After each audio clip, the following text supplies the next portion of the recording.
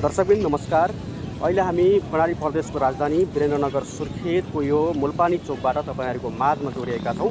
हिजो 2082 साल मङ्सिर 12 गतेको दिन करिब दिउँसोको समयमा कालीकोट जिल्ला घर भई पत्रकारितामा झोमिनुभएका पत्रकार साथीलाई मोटरसाइकलले ठक्कर दिएर उहाँको निधन भएको विषयमा यहाँ युवा शक्तिहरू र कालीकोटवासीहरूले शान्तिपूर्ण आन्दोलन गरिरहनु भएको छ। यो मुलपानी चोकको दृश्य हो, तपाईलाई देखायौं। तपाईहरु पनि हामीसँग कनेक्टेड रहनु होला।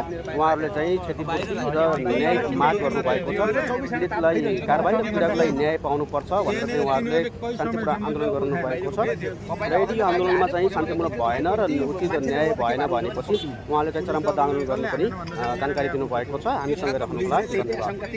कि मान्छे के भन्न लाग्यो भने आइमाई थिएन अगाडि आइमाईले यसो गरिन् डेलिभरेसन छ भइकन यता यसो त्यसले हानेको भन्छ। त्यहाँ प्रत्यक्षदर्शी पुलिस बिहान के भन्यो भने त्यो स्कुटी थिएन अरे त्यही प्रश्न चाहियो हामीलाई सबै कुरा प्रश्न हुनु पर्यो। अनि शङ्कास्पद पनि यो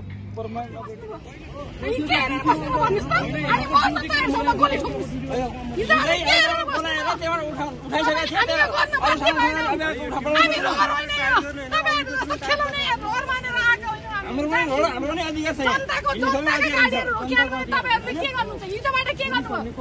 तपाईको ड्युटीमा बसेको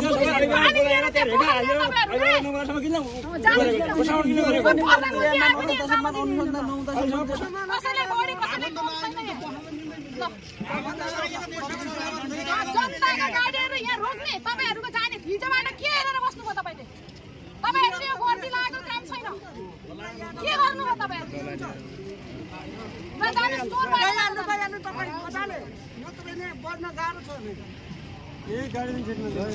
यदि भएन भने त्यही गएर ढुङ्गा मुडा गर्नु। तपाईहरुले ताजा छ कि छैन? सिंहदरबार चलेका कुराहरु छ कि छैन? डराउनेवाला छैन। यहाँ हामीलाई चाहियो, यहाँ विकास चाहियो।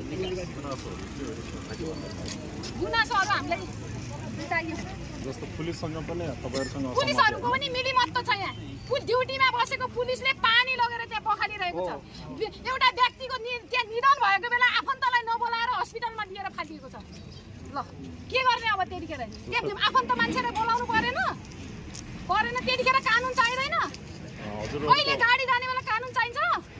कानुन त सबैलाई बराबर छ नि। लोकतन्त्र हो, गणतन्त्र हो। गणतन्त्रको परिभाषा के हो? जनताका लागि जनताद्वारा गरिने शासन व्यवस्था नै गणतन्त्र हो। यो राजतन्त्र होइन। यहाँ निरङ्कुशता लगाएर हुँदैन। हजुरहरुको खासमा अब चाहिँ के हो? खासमा के होस्? अब हामीले त्यहाँ पीडितले पाउनु पर्यो, न्याय पाउनु पर्यो, क्षतिपूर्ति पाउनु पर्यो, कारबाही हुनु पर्यो। कारबाही हुनु पर्यो, अनुसन्धान पनि छिटो हुनु पर्यो। हिजोदेखि अहिलेसम्म के हेर्यो? पीडितले न्याय पाउनु पर्यो। यदि हामीको माग पुरा भएन भने हामी जे पनि गर्नु पर्यो। मर्नु पनि तयार छौँ। जस्तो त्यति बेलासम्म त्यो नहुँदासम्म तपाईहरु यो राजमार्ग अनि यो बाटोहरु चाहिँ जान्दै राख्नुहुन्छ? यहीभन्दा अगाडि बढ्ने हो कि सबै पुरै बन्द गरिदिने सबै। हामीले सामान्य हल्का रूपमा बस छलफलबाटै जाने भनेको नतेरेपछि के गर्ने त? गर्न बाध्य भयो नि त। हामीले रहर त होइन नि त। हाम्रो लास त्यहाँ हस्पिटलमा छ। मेरो नाम अमृता अधिकारी हो। म यहाँ पिरोको जेठानी हो। जेठानी दिदी चाहिँ हुनुहुन्छ हैन तपाईको? हजुर, जेठानी दिदी चाहिँ बहिनी ज्वाइँ हो हाम्रो। जस्तो यहाँ अहिले यहाँनिर चाहिँ यो अहिले गाडीहरूलाई आवाजात मात्र बन्द गर्ने योजना हो कि अरू पनि अहिले यो तपाईहरुको माग सम्बोधन नहुँदासम्म सबै बन्द हो?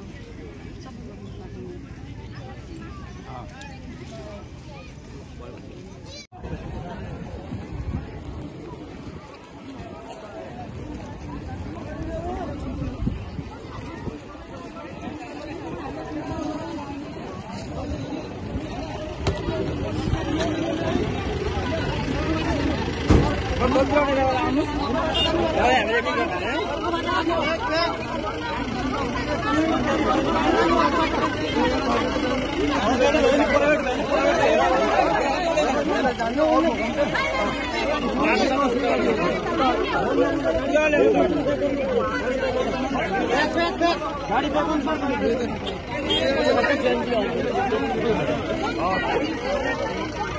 प्राइभेट सरकारी सबै बन्द